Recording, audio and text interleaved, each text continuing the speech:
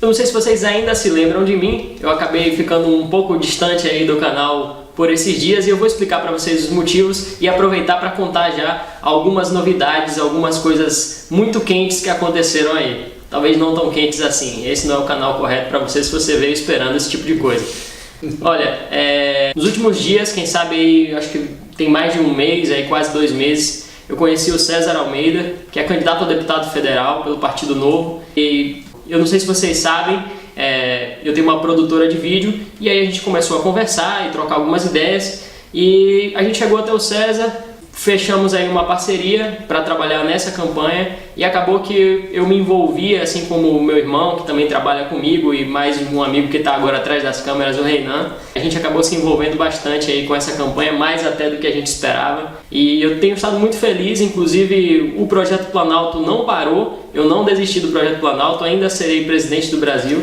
Mas estou aproveitando esse período, tem sido uma experiência muito rica para mim e tenho aprendido muito. Essa é uma experiência de imersão nesse mundo da política, no sentido da campanha política e no sentido da gente ter que sentar para elaborar proposta e conversar com as pessoas. A política é isso. A política é também você sair na rua e olhar no olho e apertar a mão. São algumas coisas que, independente se você faz política num modelo novo ou no modelo velho, são coisas que você precisa fazer. Você precisa conseguir passar a sua verdade para as pessoas. E eu tô aqui com o César Almeida, que Olá, pessoal. Inclusive alguém que eu tenho conhecido muito bem nos últimos dias e, além de meu candidato, também se tornou meu grande amigo. E obrigado.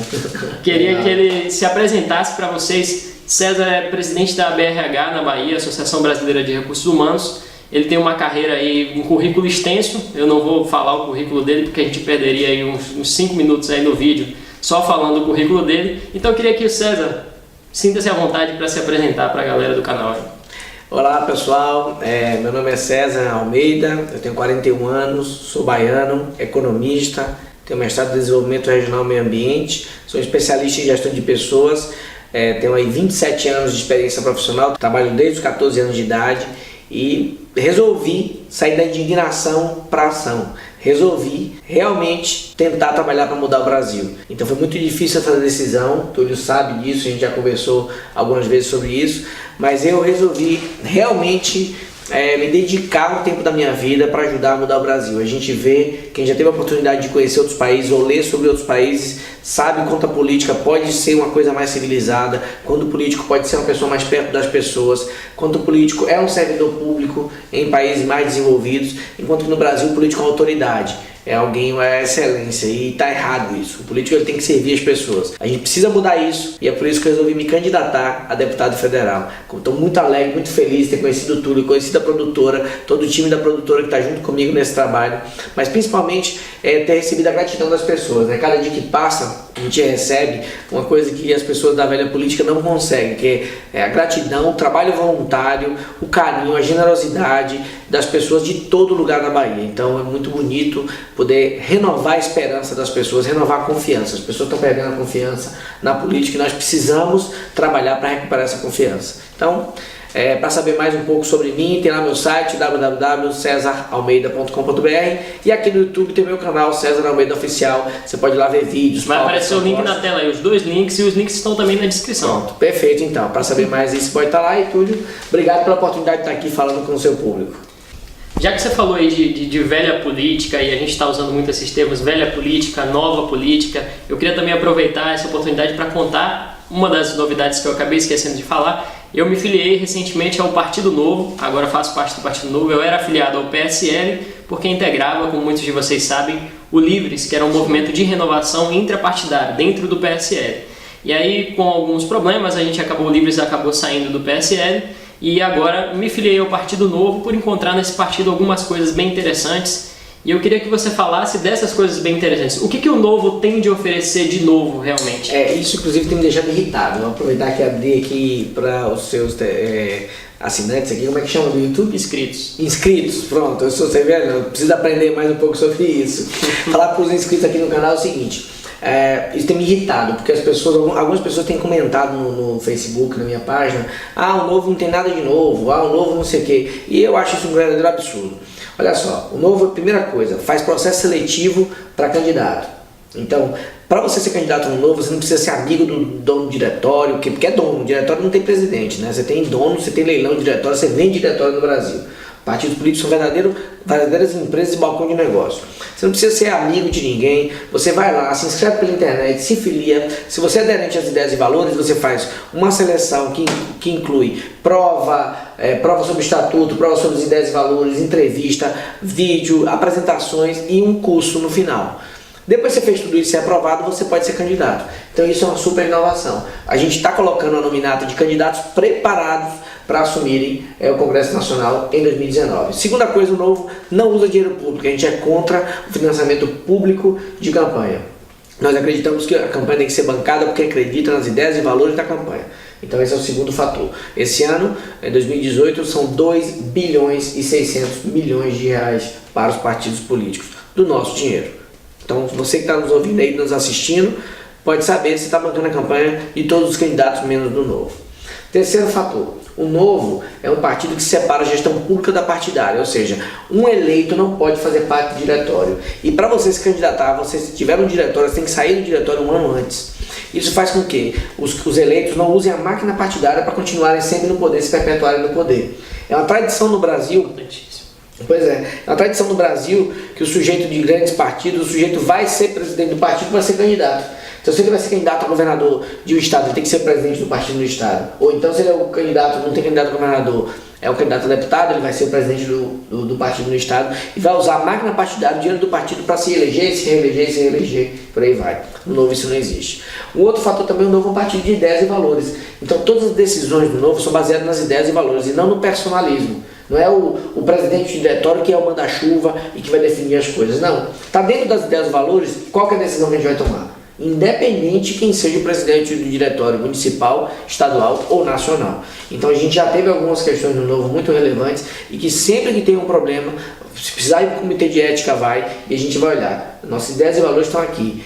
Como que a gente decide baseado nisso? E isso faz com que a gente não ceda aos atalhos e sim pense sempre no longo prazo, que é um dos nossos valores que a gente tem. Bom, eu queria que para as pessoas conhecerem melhor um pouco mais da sua plataforma, do que você oferece enquanto candidato, quais são as suas propostas, eu queria propor um rápido bate-volta aqui. Pode ser. Vamos lá. Eu vou falar dos eixos principais, tá? E aí você vai me dizer qual é a principal bandeira naquela área. Fechado. Fechado. Então vamos começar pela economia. Ok. Economia, a gente precisa, a principal bandeira da economia é reduzir impostos e simplificar. A gente precisa que o Brasil seja mais simples para quem quer empreender, então a gente precisa unificar impostos, reduzir obrigações acessórias, tornar o ambiente empreendedor mais simples. Isso é uma reforma microeconômica. E do ponto de vista tributário, a gente precisa reduzir os impostos, nós precisamos reduzir o tamanho da máquina do Estado. Para isso, a gente precisa reduzir a quantidade de cargos comissionados, reduzir privilégios de políticos, reduzir privilégios de altos servidores públicos, diminuir as estatais que dão prejuízo, principalmente essas, mas não só. Tudo isso vai fazer com que a gente precise arrecadar menos impostos. E automaticamente a gente pode reduzir a carga tributária. Isso vai dar muito mais dinamismo e eficiência ao Estado brasileiro. Tá, vamos lá. Educação. Olha, educação a gente precisa fazer várias coisas, não dá para dizer que tem uma coisa só. Mas educação é uma prioridade nacional. A gente sabe que se a gente investir em educação, a gente vai colher frutos na economia do Brasil, o país vai ser melhor, tudo vai acontecer em prol da educação. A educação vai interferir na nossa vida positivamente. Uma das coisas que eu defendo na educação é a gente inverter o nosso orçamento. A gente bota muito dinheiro no ensino superior e pouco dinheiro na base. Nós precisamos colocar mais dinheiro na base e não impedir, não reduzir o orçamento necessariamente do ensino superior. A gente pode encontrar outras formas de financiamento do ensino superior, inclusive com a iniciativa privada, colocando que famílias de alta renda possam pagar mensalidade, e também, ou doações, que é proibido no Brasil, e também a gente colocar o que a gente chama, né, do ProUni, que tem um nível superior, a gente colocar também para o nível básico, que é você permitir que as famílias possam colocar também os seus filhos em escolas privadas, não só em escolas públicas. Sem você acabar com a escola pública, pelo contrário, você vai dar mais estímulo para que ela melhore a sua eficiência. Então a educação é fundamental a gente rever o orçamento. Eu acho que começa por aí o problema da educação no Brasil. Tá, segurança pública. Segurança pública, a gente tem aí algumas bandeiras relevantes. A primeira que eu vejo é a eficiência. A gente tem um grande problema de gestão na área de segurança, uma desintegração completa em relação às polícias, elas não são integradas as informações. A gente tem aí bancos de dados dificílimos. A gente tem o segundo problema da segurança, que é a impunidade. A gente no Brasil, os homicídios, né, apenas 7% no último número que a gente viu no mapa da violência, 7% chegam a ser solucionados e ir para um julgamento. Quer dizer, é um absurdo completo que você não tenha sequer um inquérito e a denúncia para 93% dos homicídios do país. Isso é um absurdo completo. O terceiro fator é a gente colocar mesmo a fiscalização onde a gente coloca o recurso. Foi criado, por exemplo, o Fundo Penitenciário Nacional para melhorar as nossas cadeias. Nossas cadeias, a gente já sabe, são fábricas de criminosos. O sujeito comete um delito, vai para a cadeia e volta especialista em todos os delitos possíveis.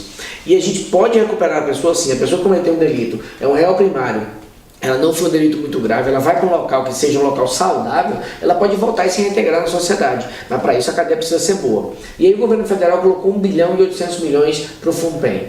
Desse dinheiro, só 1 bilhão e 200 milhões os estados foram buscar. Era disponível para os estados, para melhorar suas cadeias. Desse 1 bilhão e 800 milhões, que só 1 bilhão e 200 milhões os estados foram buscar, Túlio, apenas 18 milhões foram investidos nas cadeias entre 2016 e 2017. Ou seja, 1%. É muito ineficiente. Isso chega a ser estranho, porque a gente sempre escuta que a gente não tem dinheiro para construir presídio no Brasil, né? Pelo contrário, a gente tem o dinheiro disponível, esse fundo é um dinheiro das loterias da Caixa, certo? É um dinheiro separado para isso, é um dinheiro que só pode ser gasto com isso. Exatamente. E a gente não está gastando justamente por ineficiência. Né? Exatamente. Então a gente precisa botar muito mesmo a lupa nesse olho, usar a iniciativa privada, fazer parcerias públicas-privadas para a gente ter presídios em que os presos possam trabalhar. A gente sabe exatamente que isso é uma grande chance de recuperação da pessoa, é que ela vai trabalhar. A gente tem que dificultar a vida do preso do ponto de vista dos indultos, da liberdade facilitada, etc., audiência de custódia, isso e aquilo. Eu acho que a pessoa cometeu um delito, ela tem que ser presa, e se ela também é inocente, ela tem que ser solta. Então a gente tem que julgar rápido. Em compensação, a gente tem que permitir que esse sujeito ele volte para a sociedade reintegrada. Então a gente faz parceria público-privada para estádio de futebol, mas não faz para presídio. Para mim não faz nenhum sentido. A gente poderia estar muito bem pegando essas pessoas, trabalhando, elas pagando a hospedagem dela lá, entendeu? Porque é a gente que está pagando, e elas voltarem com o ofício, aprendendo a fazer alguma coisa melhor, mais disponíveis para produzirem na sociedade, e isso ia ser bom para todos nós. E o último tema, saúde. Olha, saúde é um dos temas assim que eu tenho conversado muito com as pessoas, e saúde é um dos temas que tem chamado bem atenção. Aqui na Bahia especificamente tem toda uma lista de regulação. Né? Essa lista de regulação, como é que funciona? O sujeito precisa de um atendimento específico, ele vai entrar na lista e vai entrar na fila de regulação até ser indicado para um hospital para fazer o procedimento. Seja uma cirurgia eletiva, seja um exame mais complexo, coisas que você não tem unidade de pronto atendimento. E o que é que acontece? Infelizmente, a gente vê que essa lista é utilizada para dar benefício a político, ou seja, a lista é gigante, a pessoa fica na lista, ela vai pedir ajuda a alguém que pede ajuda a um político e o político faz a pessoa furar a fila e coloca ela dentro da lista. É um absurdo completo. Então, no caso da saúde, em primeiro lugar, a gente precisa dar transparência a esse atendimento de saúde. Em segundo lugar, a gente precisa criar realmente a infraestrutura necessária para esse atendimento. E aí eu acho que no Brasil é evidente que a gente tem aí um grande gap disso, né? Um grande gap de quantidade de unidades de atendimento, principalmente no interior. Eu estive recentemente aqui na Bahia, em Eunápolis, e as pessoas comentaram comigo que alguns procedimentos, muitos exames, muitos procedimentos, elas têm que se deslocar para Porto Seguro ou para Teixeira de Freitas, que são cidades, Teixeira a mais de 200 km e Porto Seguro aí aproximadamente 70 km. Então é um absurdo que as pessoas têm que se deslocar para fazer exames às vezes simples que poderia estar disponível na sua cidade. Então, melhorar essa transparência do serviço, escancarar o serviço, tá faltando isso, tá faltando aquilo, tem tantas pessoas na fila, a fila é essa, para que não haja essa coisa de interferência política na questão da saúde. E segundo, fazer mais investimento, não tem mistério para isso. A gente tem problemas com certeza de saúde, quantidade de leitos de UTI neonatal, por aí vai. César, você é claramente um gestor. Dá para perceber isso analisando a sua carreira, pelas histórias que eu conheço, que vocês podem conhecer melhor, inclusive. Você não acha que, como gestor, você fica um pouco travado no legislativo? Não, eu vejo o seguinte, olha só, um trabalho você tem que gerir. Qualquer trabalho que você vá, você precisa gerir. O legislativo é um trabalho. Então, assim, é um trabalho que envolve não necessariamente um trabalho executivo, mas um trabalho legislativo, mas ainda é um trabalho que envolve montar um time, montar uma equipe eficiente num gabinete. Então, isso é um fator, um gestor sabe fazer isso. Então, é o que eu sempre fiz a minha vida inteira, escolher as pessoas certas, qualificar essas pessoas, treinar essas pessoas, criar bons processos, dar autonomia para elas decidirem, para me ajudarem a tocar o gabinete. Depois, tem o trabalho de articular, é um trabalho de convencer, então você precisa persuadir, chamar as pessoas. O parlamento é o local disso, a gente conversar com deputados de todas as ideologias.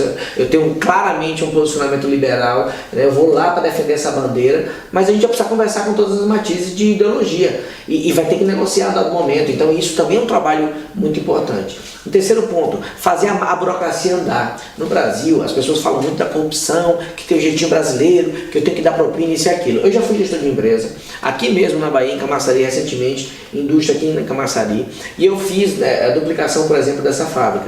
Para fazer andar, para conseguir o ABITS, antes do ABITS, né, o alvará de reforma e ampliação, depois o ABITS, licenças ambientais, etc., inclusive o financiamento, que eu consegui o financiamento num banco, né, tudo isso requer burocracia. E eu fiz tudo isso na legalidade, não dei propina para ninguém, agora eu fazia andar. Então eu ia lá na prefeitura todo dia, falava com o secretário, falava com o fiscal, pegava o fiscal e dizia: você precisa julgar meu processo. Então, o trabalho de fazer a burocracia andar é um trabalho de gestão também. A burocracia deveria ser mais eficiente. Já que ela não é, então a gente é mais eficiente que ela. A gente vai atrás e vai pegar o processo de mês em mês até o dinheiro acontecer. Então, todo o trabalho que envolve o legislativo, que é fiscalizar e legislar, eu estou preparado para fazer. Que é articular, formar um bom time, né? Articular e conversar com as pessoas para a gente conseguir prosperar nossas ideias. Não adianta eu ter melhores ideias no mundo e não provar nada.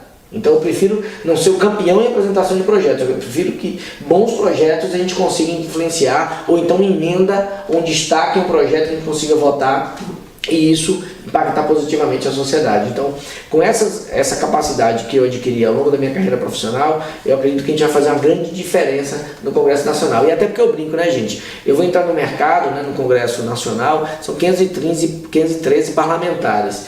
E eu serei um de 513, então eu vou ter 512 colegas.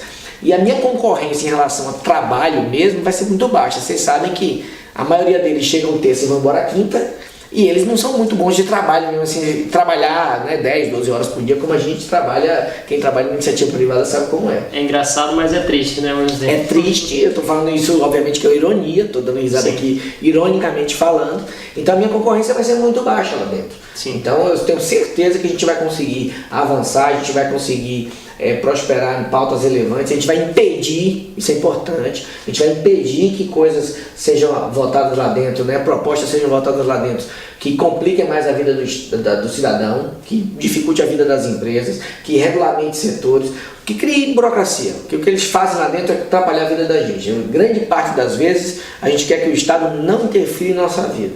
E o que acontece é que ele fica interferindo, criando. Uma das coisas que eu defendo, por exemplo, é limitar o poder da Receita Federal, da Secretaria Estadual de criarem obrigações acessórias. A quantidade de obrigações acessórias, que são declarações, informações, etc., que o Estado brasileiro exige das empresas, dos empreendedores, é absurda. Em nenhum lugar do mundo tem o que tem aqui no Brasil. Então você quer inverter a lógica, né? O que a gente tem desde sempre no Brasil são os burocratas dificultando a vida de quem trabalha. Você quer dificultar a vida dos burocratas. Essa que é a ideia, a gente vai estar lá. E aí tem um detalhe importante. Qual que é uma habilidade de um gestor? Saber onde está. Então, uma das coisas que nós que eu digo, o meu gabinete e eu vamos trabalhar é dominar aquele regimento interno da Câmara. Porque a gente vai conseguir, por exemplo, criar obstrução em votação, mesmo sendo a minoria, a gente tem vários mecanismos para não deixar um projeto de lei prosperar. Então, vamos atuar nas comissões, vamos chamar a atenção das comissões, vamos olhar os erros dos projetos de lei. Ou seja, vamos utilizar tudo que a gente pode do ponto de vista legal e regimental da Câmara para não deixar prosperar projetos de lei ruins. E com isso a gente ganha força para fazer mudanças, para melhorar a redação, para impedir que alguma coisa vá, ou seja, para ter nosso apoio, vai ter que lutar. E a gente vai lutar muito, a gente vai fazer muito barulho lá dentro, tenho certeza disso.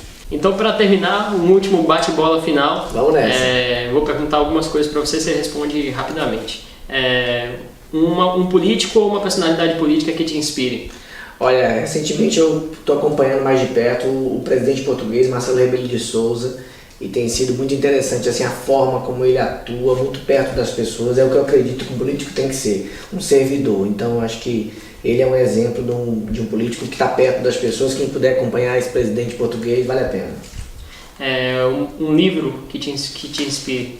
Olha, o livro que me marca, assim, eu sempre estou lendo, pode chamar de livro de cabeceira, é O Profeta, de Gibran Khalil Gibran. É um livro muito impactante, é um livro bem pequeno e ele consegue falar sobre coisas muito relevantes em textos bem curtos, porém muito profundos. Então leva muita reflexão, leva muito aprendizado e é um livro que eu gosto muito. E por último, uma música. Eu adoro música, isso é uma pergunta muito difícil, mas vamos botar aqui uma música de uma banda brasileira que eu gosto, que é o Rapa, Anjos, pode ser? Pra quem tem fé, a vida nunca tem fim. Se pode ser, o Rapa é foda, né? Adoro o Rapa, acho sensacional a música, as letras, e Anjos é uma música muito bonita, eu acho que na verdade é uma oração essa música. Pessoal, eu tô falando pessoal, ele fala pessoal o tempo inteiro. Tive o prazer de essa pirraça comigo, tá vendo? Tive o prazer de apresentar para vocês aqui o César Almeida, mais uma vez agora eu digo. O prazer foi meu. O meu candidato a deputado federal. Opa, que legal! Aqui. Do lado do coração, gostei. Valeu, viu? Gente, procurem qualificar o voto de vocês. A gente não pode esperar coisas novas de quem sempre esteve no Congresso. Exatamente. O voto para o Congresso é um voto mais importante até do que para o presidente da República. Não adianta a gente colocar um bom presidente da República, embora esteja muito difícil fazê-lo. Não adianta a gente colocar um bom presidente da República e ter um Congresso como o que a gente tem hoje, que não visa pelos interesses das pessoas, né? Não visa os interesses da nação mesmo. Não querem fazer as reformas que tem que fazer, não estão dispostos a abrir mão dos seus privilégios, então a gente precisa começar a mudança pelo Congresso. E eu recomendo muito os candidatos do Novo, especificamente recomendo o César Almeida, candidato a deputado federal. O número dele é 3.000. César, se você quiser deixar uma última mensagem rápida para quem está assistindo.